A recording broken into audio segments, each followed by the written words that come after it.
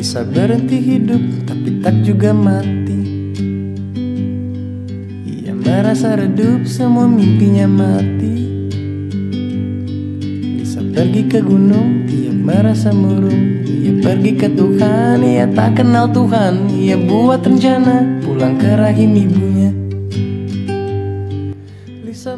Hampir sepanjang hari, dari pagi hingga sore, Pak Ogah ada di sini, mengatur arus, memberi jalan, dan memastikan mahasiswa bisa menyeberang dengan aman. Di balik rutinitas itu, ada pengalaman-pengalaman kecil yang ia bawa pulang setiap harinya. Pulang ke rahim ibunya.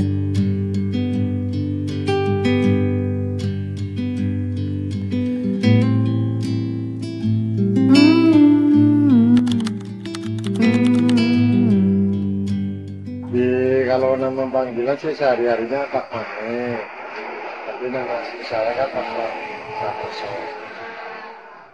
Terserah anak-anak mau manggilnya Pak Mane boleh, Pak Selamat juga boleh. Biasa anak-anak tuh gue Apa? wah gitu kan.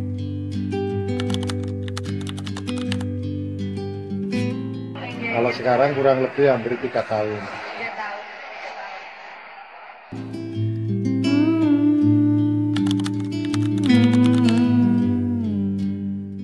Karena saya lihat kan ini keadaan lalu lintasnya kan semerawut. Sebelum saya terjun, saya survei. Oh ini nggak ada yang ngatur. Kalau yang di Pertigaan Karangmangal ada, tapi kan jarang-jarang. Tapi yang paling sini itu yang semerawutnya di sini itu kalau pagi ramai sekali. Terus kalau anak-anak nyebrangnya agak susah. Yang pertama, faktor kedua itu karena sering banget ada kecelakaan. Baik yang belok kanan dari arah barat mau yang masuk ke Fakultas Budaya. Ini boleh dikatakan simpang 3 dulu. Karena kan jalan besarnya ini bukan termasuk jalan. Oh iya, masuk ya Ya, berarti ya. nggak masuk perempatan, bukan jalan umum sih. Kalau ini kan jalan umum 3 perempatan. Berarti sebelumnya sempat survei gitu Pak? Survei 1 hari dari jam pagi sampai sore.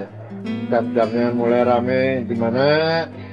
Pagi yang berangkat sekolah kerja, terus yang pulang kerja jam berapa? Terus belum ngatur apa belum? Karena setahu saya pagi itu ada satpam yang sini ngatur, cuma sifatnya sementara, jadi cuma sebentar. Nah, selebihnya nggak ada yang ngatur. Nah, sebelum saya melihat sendiri faktor kecelakaannya itu ada, faktor human error, itu banyak sekali saya dengar banyak kecelakaan. Tuh. Makanya saya bukan mencoba, saya coba lah mudah-mudahan dengan adanya saya harus lalu lintas lancar, mau disiplin, tapi ya alhamdulillahnya ya susahnya ini karakter orang susah banget diatur.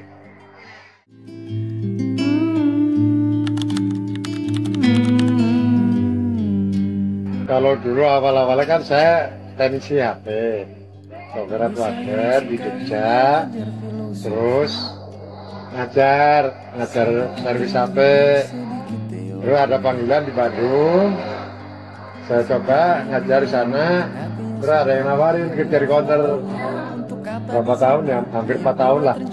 Terus akhirnya saya nggak betah karena mungkin nggak berkah dari pendapatan servisnya, karena saya ngikut orang. Terus akhirnya ada temen yang servis HP itu dari dinas perhubungan.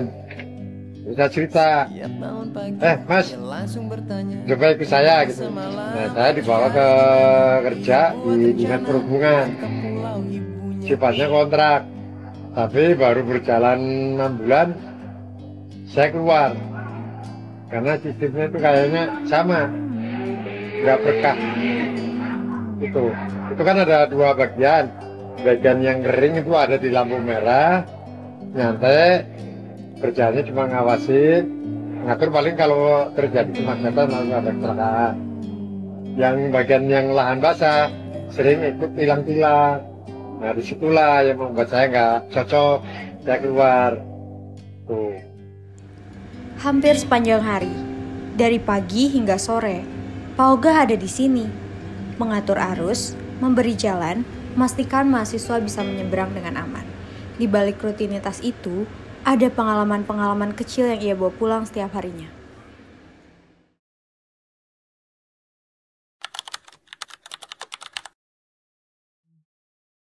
Ya biasalah, nggak makan tidur mungkin atau apa. Karena kalau ada tambahan di luar sehari-hari Senin sampai Jumat, karena kan ada kegiatan, saya dari bantu. Jadi ibaratnya ucapan terima kasih lah.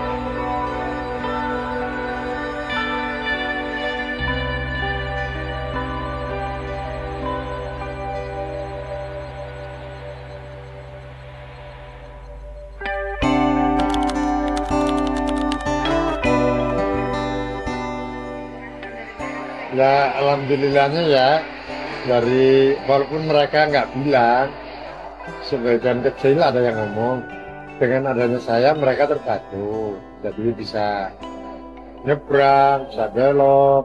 Terkadang yang jalan kaki juga sangat terbantu karena mereka takut. Mana-mana nih kelihatannya kan banter banget. Mereka sangat terbantu, kebanyakan ya 90% lah, sangat terbantu. Dan kalaupun negatifnya, ya kecil lah. Ada yang bentrok langsung, ada yang secara verbal tapi tidak langsung.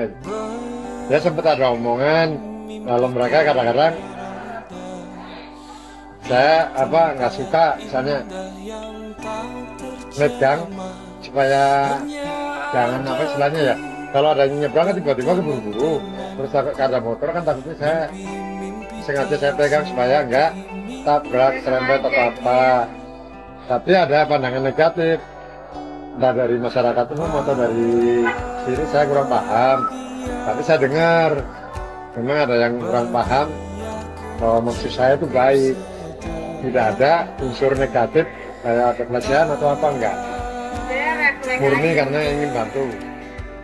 Mungkin karena anak-anak sungkan, nggak berani ngomong, gitu. Ya, terus saya jelaskan tidak ada maksud apapun. Kalaupun saya melakukan pelecehan seksual ya nggak mungkin dong.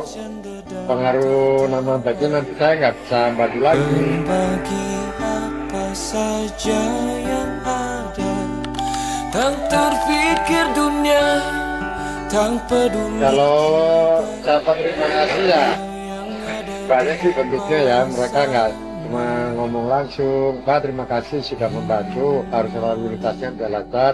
Terus selain ucapan terima kasih ya, mereka kadang-kadang sering ngasih uang. Tapi kan tujuan saya kan murni, saya bukan, kalau sila Pauka kan sering minta-minta, kalau saya kan enggak. Awalnya saya nolak tapi mereka memaksa ngasih. Udah nggak usah, nggak apa-apa Pak, ya udah tak terima.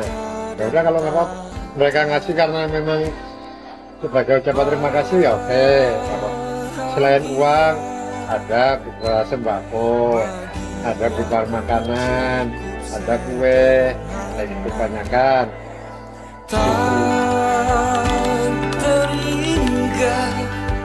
kadang-kadang, tapi kan persepsinya selama saya lihat dari komen-komen itu, anak-anak lebih suka ngasih ke saya daripada tukang parkir. Jadi tukang parkir itu begitu motor datang, udah dia mau keluar bayar, udah mau keluar gimana terserah. Bukan kayak seperti saya ya, saya bantu sampai tujuan, misalnya ada yang nyebrang sampai tujuan. Mereka nggak ngasih pun juga nggak apa-apa, yang penting anak-anak selamat. Terus kalau ada motor atau mobil ngasih, ya gimana mereka dalam pikirannya mereka apa ya, berterima kasih, ngasih uang, ya saya terima, padahal saya tolak.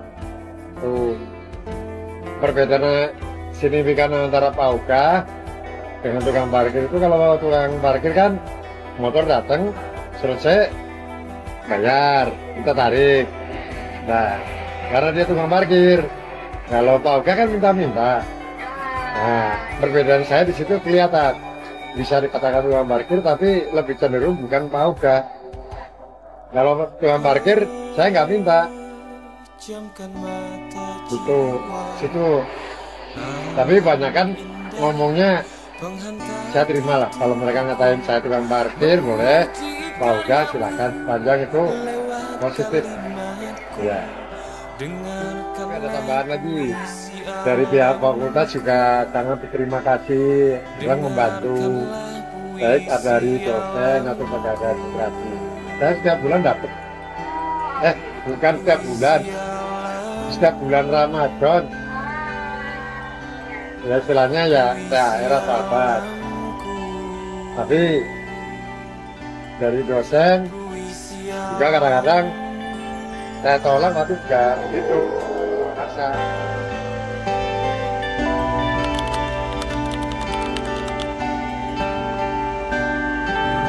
Kalau menurut ya lumayan bagus kayak membantu kayak gitu, cuman kadang gimana ya, jadi tidak terlalu fokusnya ini, jadi ya agak kayak kurang pengalaman lah kayak gitu, jadi tidak lagi. Tapi bagus juga sih, daripada nggak ada yang mengatur, lebih baik ya. Nggak ada mending aja Mbak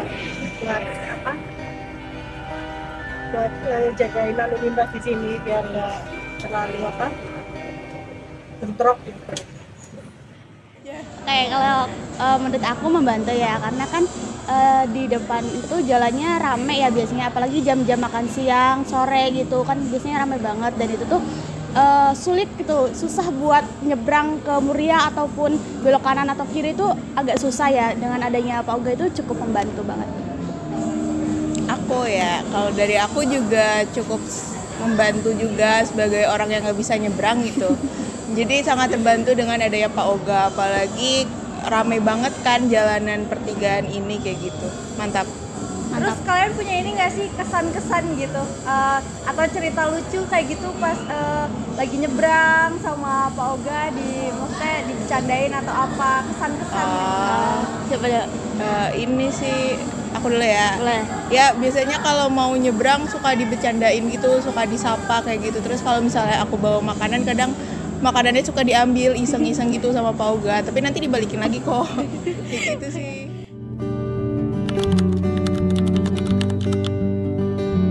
Nggak ada harapan. Saya cuma pengennya untuk kendala anak-anak mau jalan, nyebrang, jalannya kan sempit, padahal ada lahan yang bisa dipakai untuk berjalan kaki. Jadi kalau bisa lah dari pihak pemerintah, terutama dari pihak kampus Universitas Jenderal Sudirman ini, paling nggak dibikinkan trotoar untuk berjalan kaki. Seperti itulah harapan saya. Tidak ada yang lain-lain. Mau butuh penghargaan dari pemerintah enggak?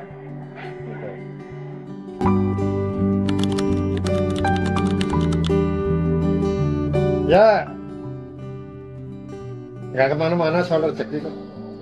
Jadi kalau ada petugas resmi di sini saling membantu pun juga nggak masalah. Gitu. Dari pihak polisian juga nggak apa-apa kok. Nyantai aja. Misalnya, suatu waktu saya nggak di sini, saya juga nggak khawatir kok. Itu aja. Aman aja ya Pak? Ya aman.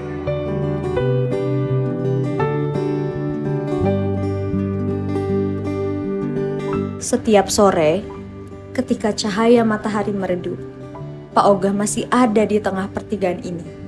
Bukan dengan seragam, bukan dengan pangkat, tapi dengan niat sederhana, memastikan orang lain bisa selamat sampai tujuan. Ia hanyalah satu orang di tengah hiruk-pikuk kota. Tapi dari ketulusannya, kita belajar bahwa kepedulian tidak butuh mandat resmi, cukup hati yang mau hadir di ruang publik yang sering dilupakan.